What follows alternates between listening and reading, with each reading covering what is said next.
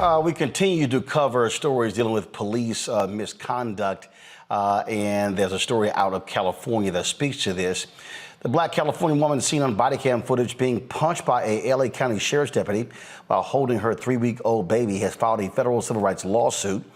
Yeayo Russell was riding in a car when deputies pulled him over on July 14th in Palmdale, California. The deputies made all other passengers exit the vehicle. Deputies then threatened to take her son away because there was no car seat. Russell began to scream while begging the deputies to let her sister come get her baby. They refused. Russell was then punched in the face twice by a deputy, causing the infant to dangle upside down with one deputy pulling on the baby's leg. Russell was arrested, spent more than 4 days in jail, and was separated from her baby. The lawsuit alleges excessive force, wrongful arrest, unconstitutional, custom practice or policy, and municipal liability for failure to properly train its officers. So folks, pull a volume up here. You're going to see what's happening here. So go to the beginning, and then I want us to play it again so people can hear and see exactly what took place. Stay in the car. Come get my son, bro. You got custody, bro. Don't touch my son. No, I care about my baby, but I'm not about to let y'all. Listen, okay? So record me, bro. I care about my baby, and y'all don't. My baby is black and Mexican, bro. I don't have custody of my baby. I have custody of my baby. So what's going on? No, because y'all doing me, bro.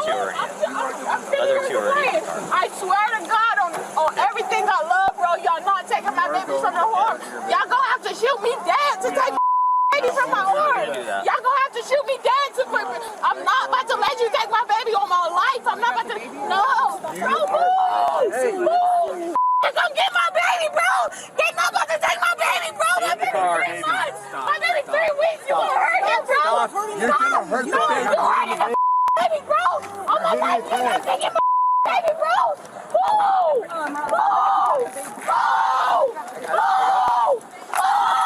You hurting my baby, bro. I'm not letting go.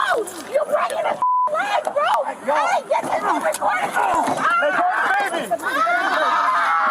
Y'all punch me, bro.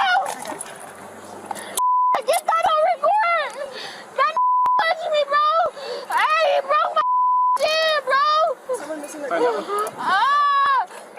Record that, bro. They wrong. They wrong. They wrong. They wrong.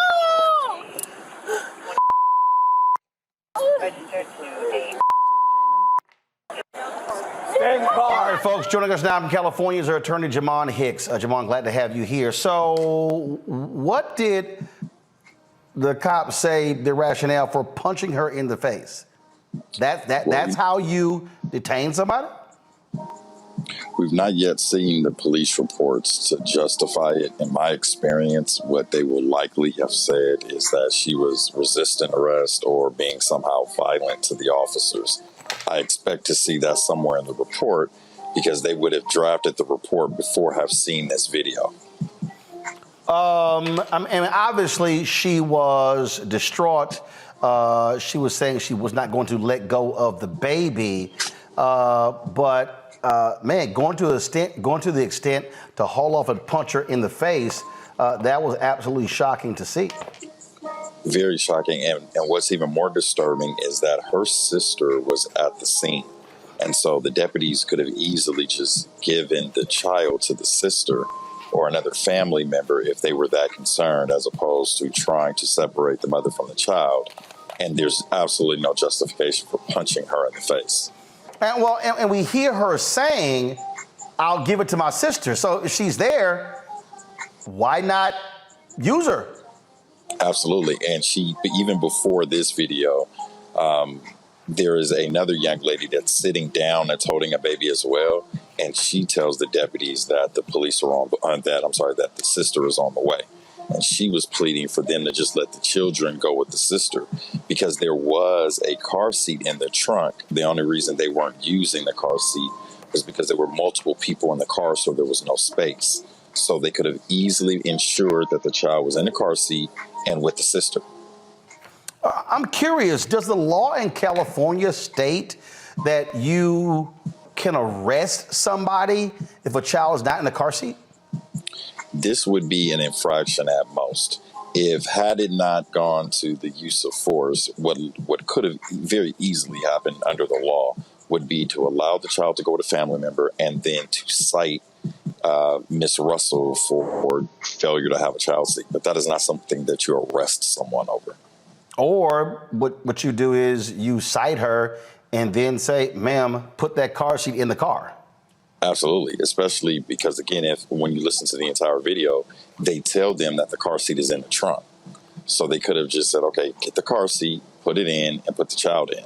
And if there was a concern because there were other children not in the car seat, again, there was another responsible party that could have taken the children, and it's a cite out. It's not an arrest.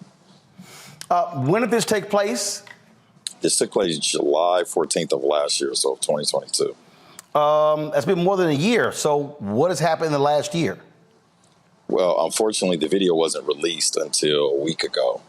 So the family did not and had not even retained an attorney because she was fighting child endangerment charges in the criminal system. And there's an open pending DCFS investigation.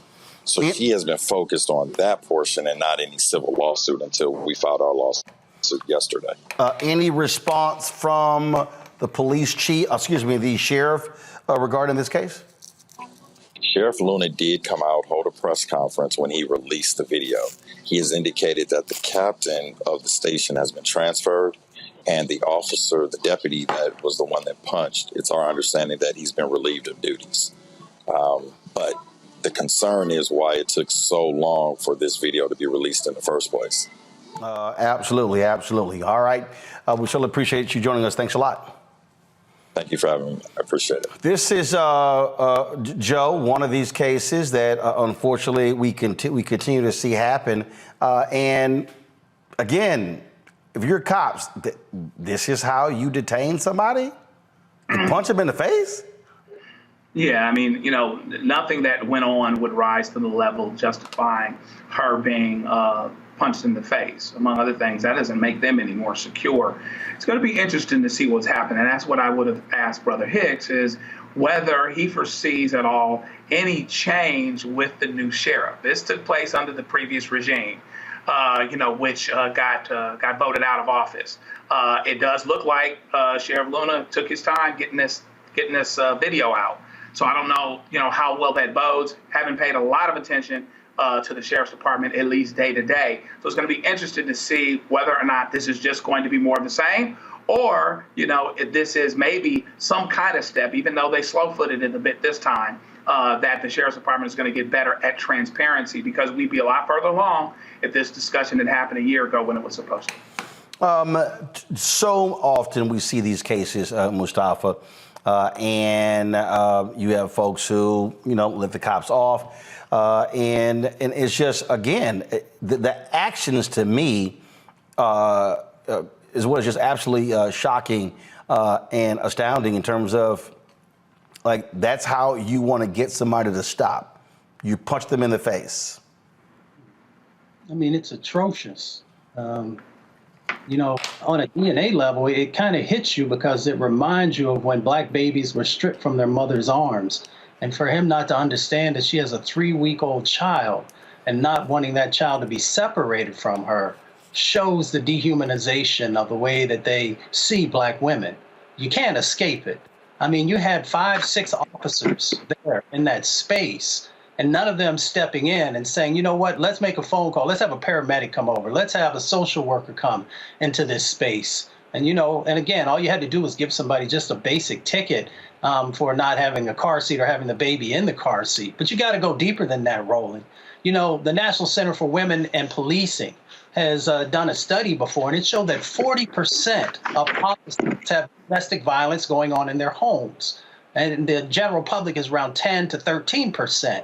So it shows you how, unfortunately, some officers, not saying all, interact in their own family. So imagine if they're out there on the streets, how they're going to interact. Lauren. Yeah, I mean, I think what happens in these videos a lot of times is the police, rightly or wrongly, and in this case probably wrongly, Police get annoyed when you don't do what they tell you to do, like right away, particularly if it's a fairly basic command. But it is interesting to note that they were stopped for a headlight infraction. So they were stopped for some nonsense, nonviolent headlight infraction. The headlights were out. And then one of the cops alleges that someone smelled of alcohol. So then everybody has to get out of the car. So maybe they were going to run a field sobriety test. Who knows what they were going to do? But one would think that these all of this money that we see getting allocated in these jurisdictions to de-escalate and to train cops to do this and that, we never seem to see any of that training reflected in any of these videos. This was just a year ago. And just think, this is after we see all of what we've already seen when it comes to police brutality in this country. So I guess they're going to get her on failure to obey or resisting. It can't be resisting arrest. Arrested for what? So it's probably going to be a BS failure to obey charge, I guess, that is involved in this. But this is a great example of the police being too involved in American life. And then when they do get involved, they are a negative force when they shouldn't be a negative force. Many of these police cars in many jurisdictions say words on them like, "We're here to help," or something like that. Well, if you're here to help, let's see that. Let's see that in what should have been a relatively minor stop in this particular situation. Well, what it also does, Joe, it gives us another example. When you look at most of these cases involving African Americans, it's nearly always a basic traffic stop. Right. Right. Yeah. And then it escalates.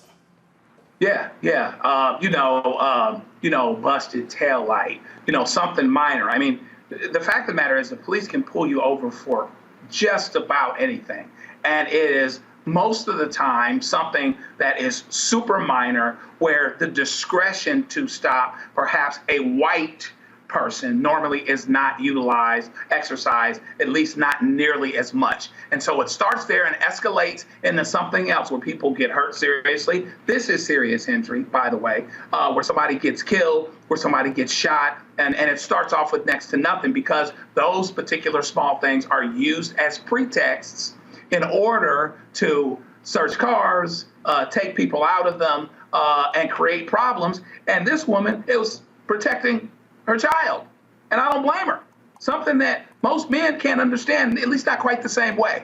And so, yeah, it always starts with little to nothing because that's what they want to do. Here she was in a little Cadillac, CTS or whatever else. So they figured they'd go ahead and do what it is that they felt like they needed to do. And it starts from there and escalates. And it's another situation that did not have to escalate. If she should have been pulled over at all, you're talking about an infraction at most, right? You give her the infraction and you go along your merry way. And that's that. It didn't have to be all this, but once again, fortunately, I guess we ought to be glad she's alive. We shouldn't be thinking of it that way. There ought to be a federal lawsuit, etc. But even this, as bad as it came out, could have come out worse because it wouldn't have been out of character for it to come out worse, given the reputation of police in general, the actual things that have happened, and on some level, the LA Sheriff's Department as well. All right, folks, back to our Roland Mark Unfiltered video in just one moment. For decades, the tobacco industry has deliberately targeted Black communities and kids with marketing for menthol cigarettes. It's had a devastating impact on Black health. Tobacco use claims 45,000 Black lives every year. It's the #1 cause of preventable death. In the 1950s, less than 10% of Black smokers used menthol cigarettes. Today, it's 85%. Ban menthol cigarettes. Save lives. When you talk about Blackness and what happens in Black culture, we're about covering these things that matter to us, speaking to our issues and concerns. This is a genuine people-powered movement. There's a lot of stuff that we're not getting. You get it, and you spread the word. We wish to plead our own cause. Too long have others spoken for us. We cannot tell our own story if we can't pay for it. This is about covering us. Invest in Black-owned media. Your dollars matter. We don't have to keep asking them to cover our stuff. So please support us in what we do, folks. We want to hit 2,000 people, $50 this month, raise $100,000. We're behind 100,000, so we want to hit that. Y'all money makes this possible. Check some money orders. Go to P.O. Box 57196. Washington, D.C. 20037-0196. The Cash App is $RM Unfiltered. PayPal is R Martin Unfiltered. Venmo is RM Unfiltered. Zelle is Roland at RolandSMartin.com.